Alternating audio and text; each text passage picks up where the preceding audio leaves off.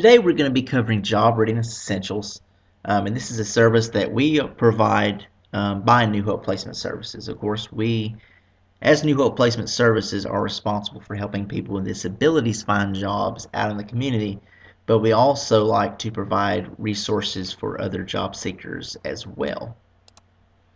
So today what we're going to be covering again is resumes. In the future, different type of subjects we're going to be covering are cover letters, job hunting resources, interviewing, and at the end, possible tips and tricks. Again, today we're going to be covering resumes, so that is that piece of paper that people mention that you should have when you give it to the employer. So that's going to be what we're looking at today. So what is a resume? It's a written compilation of your education, work experience, credentials, and accomplishments. In short, a resume is a document in which you list information about yourself that relates to a possible career objective. Its purpose is to present an overall snapshot of your background that can easily be reviewed by the hiring manager. So here we're looking at a sample resume that we've kind of typed up. And what the name is, we've got Jolly Green Giant. He's applying for a job in agriculture. So we've got at the top, obviously, again, you want to put your name at the top section, so Jolly Green Giant. If you want to put your middle initial, you certainly can. So if you want to put Jolly G period Giant, that's acceptable as well. Below that, you will find his address. So he lives on 1234 Drury Lane, and he lives in Magic Kingdom, Kentucky. So you want to put your street address and your city, state, and zip code to go along with that. Below that, you will find his phone or contact information. It's always important to put the area code. I always try to put them in parentheses just to ensure that they have the correct area code. Sometimes, for instance, here we actually live in Springfield, so we're above Nashville and below Clarksville, and oftentimes we apply for jobs in Clarksville and Nashville. Well, Clarksville has a 931 area code, and Nashville has a 615 area code. So if you didn't mention exactly your area code, somebody in Clarksville may be trying a 931 area code and it's coming up disconnected, so automatically they're not going to put in the time and effort to really seek somebody out. They rely on the information on the resume and expect it to be correct. So below that, you will also put your email. And for the email, it's important to put a professional sounding email. Again, focus on professional. So here we've got jollygianttn at gmail.com. So we've got his first name, last name, and then say the state at gmail.com. You want to try to avoid that embarrassing email address that you have. If you are going to apply for a job and you want to put hotchick24 at AOL.com, or you want to put cooldude4ever at gmail.com, that's going to be something that they're going to be looking at, and they want to see again how professional is this person. And putting an unprofessional email may not necessarily hurt you very badly, but again, it causes a little concern. Below that, you want to put your objective. So the Jolly Green Giant's objective is to obtain a position in the farming industry in which he can utilize his prior experience in agriculture to make an immediate impact on the production of crops. So he automatically lists what his objective is. What is my goal for applying for this job? What am I applying for? And that's what he focuses on there. And then he goes on to say he will use his education and skills that he developed while attending college to help further him in his career with the company. So automatically there he mentions and gives light to the fact that he wants to make a career out of this. He wants to move up. And in college and in his education, maybe where he even worked, he learned those skills and developed those skills that will help him move up in the company. Anytime you can mention career or throw in something career, especially in the interview type process that we'll cover later on, that's always a good thing. They know that you're not going to be here today gone tomorrow. Below that, you will put your skills.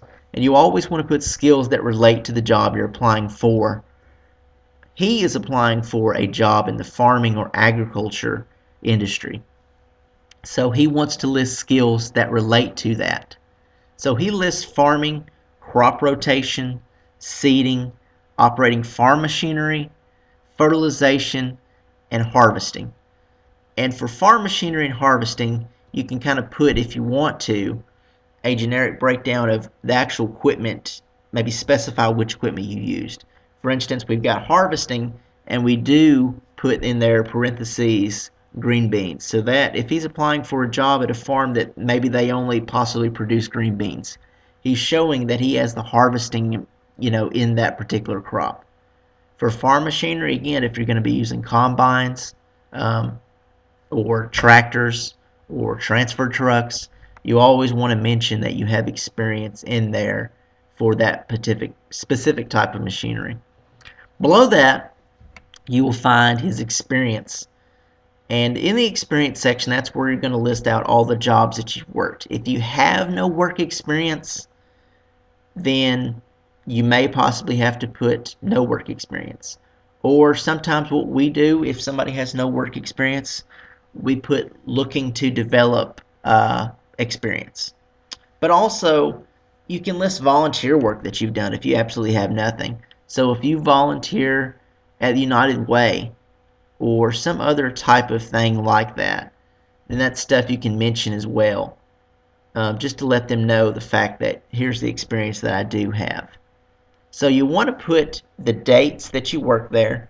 And what we do is we list the month and the year to the month and the year that you left. So if he started in June 2011, that's what we're going to put, and then you want to put to how long till he worked there. So to January 2013.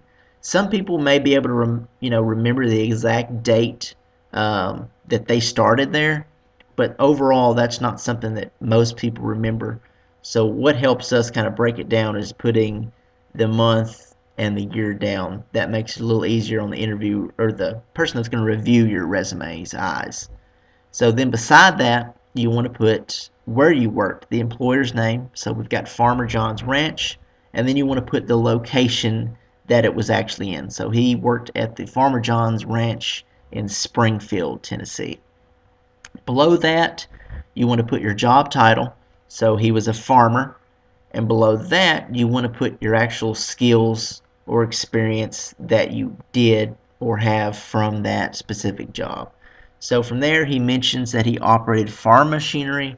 And again, kind of going back to the tractors and combines, ensured proper planting and rotation of crops, looked for potential crop diseases or other damaging forces, and he followed supervisors' directions as given.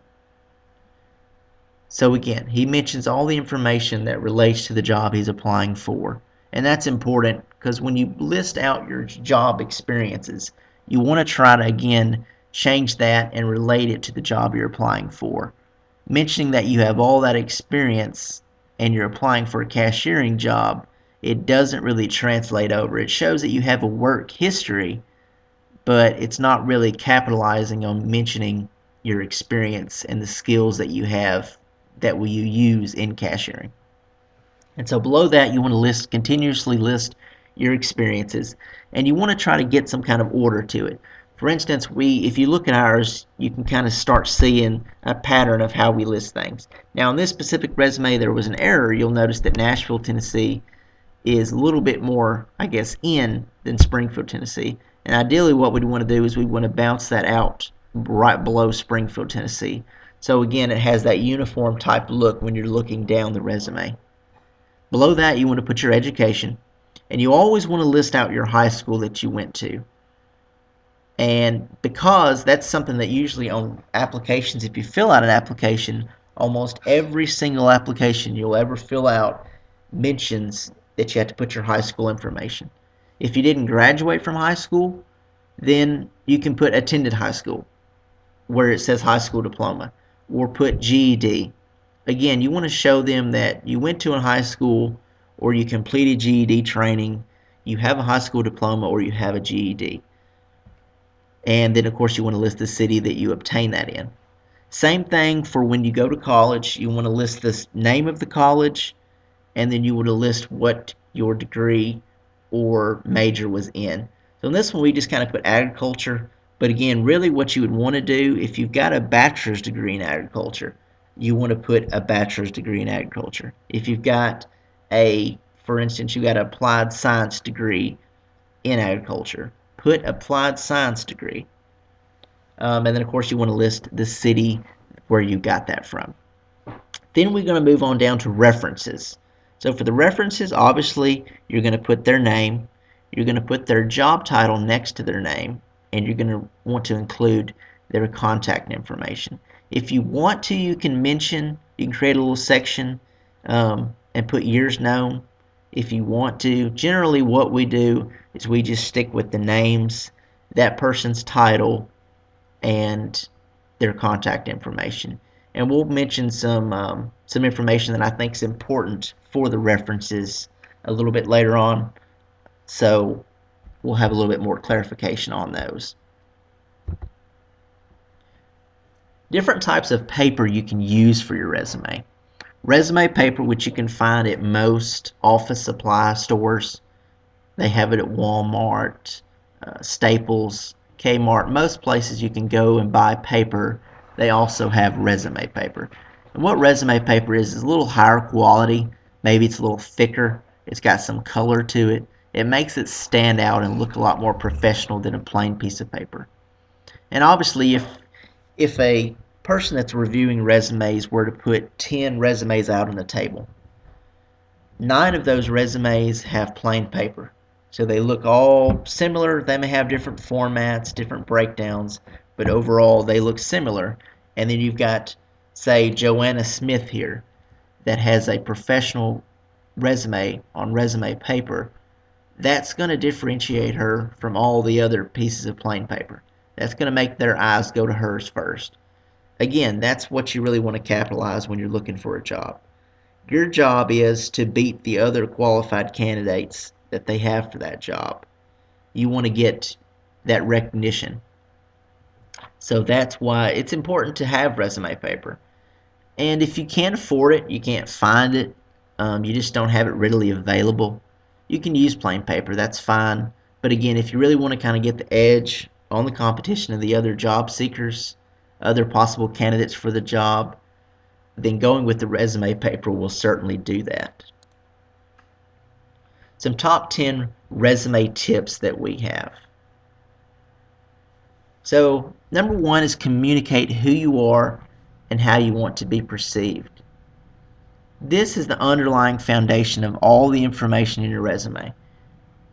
If you want to be perceived as a person that's got a lot of farming experience, then mention all that. If you don't have a whole lot of farming experience, then don't mention that.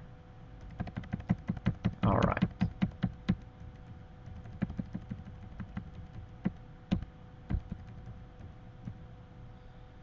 Okay, number 2, sell it, don't tell it. Selling describes benefits and potential results to the employer. So you're going to mention that you have experience in farming.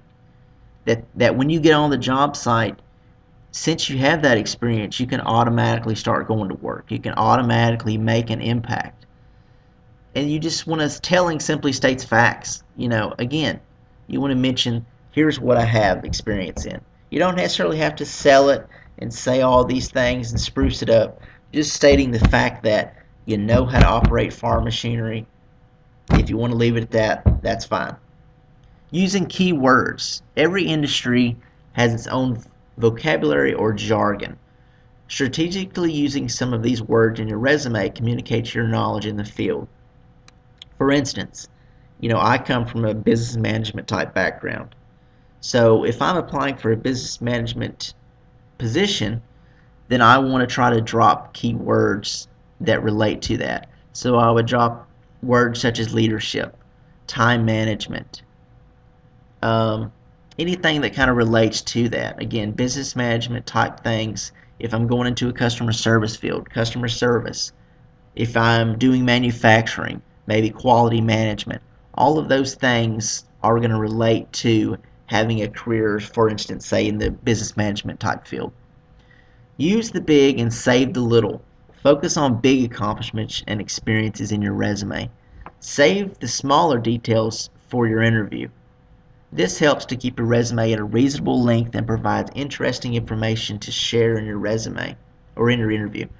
So you want to mention things that really kind of highlight the fact that things that you've accomplished. If you had perfect attendance all the way through high school and you're applying for a manufacturing job, that would possibly be pertinent information because it kind of establishes that you have a good attendance record, but it's not something that really pertains to that manufacturing type job. For instance, say if you played in Little League Baseball and you won the World Series. That's something you would want to maybe possibly mention or bring out when you're talking. It's kind of a good icebreaker, kind of gets it to where you and him can kind of relate to each other in the interview process, but it doesn't really pertain to the job or the position that you're applying for. Make your resume interviewable.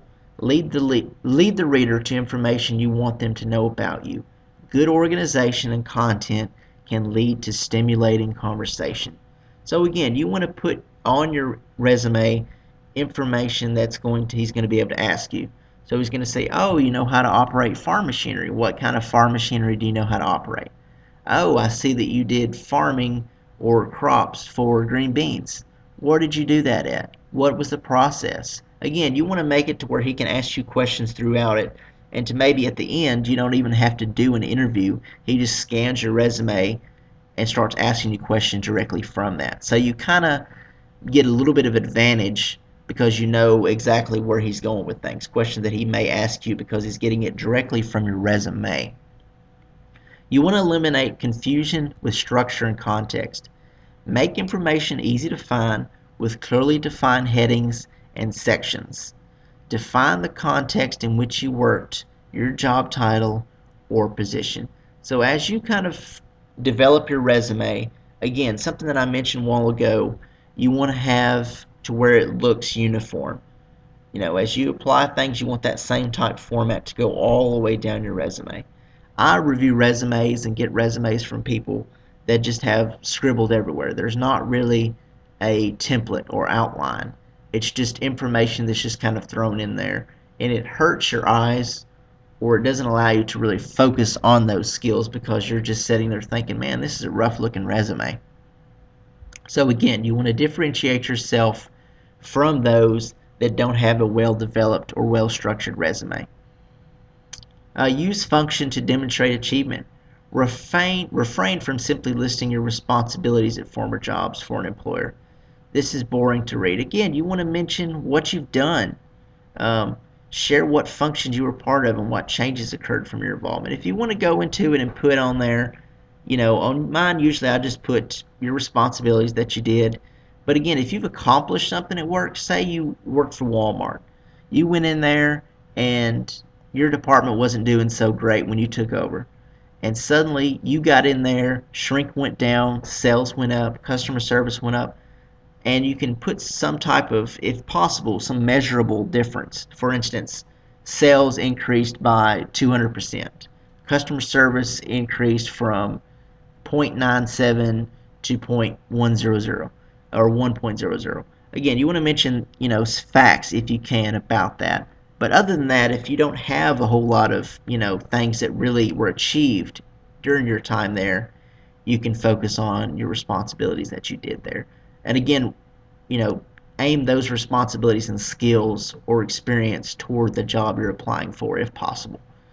Remain in the realm of reality. While it's important to highlight the positives on your resume, do not create the positive. Do not push the bounds of truthfulness. Be honest about your skills, education, experience. For instance, if you put on your resume that you have a management degree from Harvard, well, when you get there, they may ask you for a copy of your college diploma.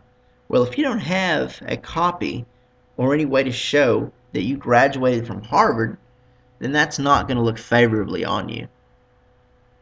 And again, if you have any information that you list on there that you know how to drive a combine, or you know how to operate this specific type of machinery, you know how to do this specific type of testing, and you don't have those skills and you go into the job and they ask you to perform that, then it's going to start throwing up some red flags that you may not have been completely truthful on your resume. Be confident. You're the only individual with your unique combination of experience, education, skills, and achievements. There's only one you in the world. There may be people that have similar skills, education, traits, but they're not necessarily for you. Be error free. When you do your resume, try to have as less errors as possible. Make sure that you don't have a whole lot of spelling mistakes, because again, when you have spelling mistakes on there, it's going to make it look like that you didn't really put much time and effort into your resume, and that's not a good thing. So the advice we have is, if possible, always keep an editable copy of your resume.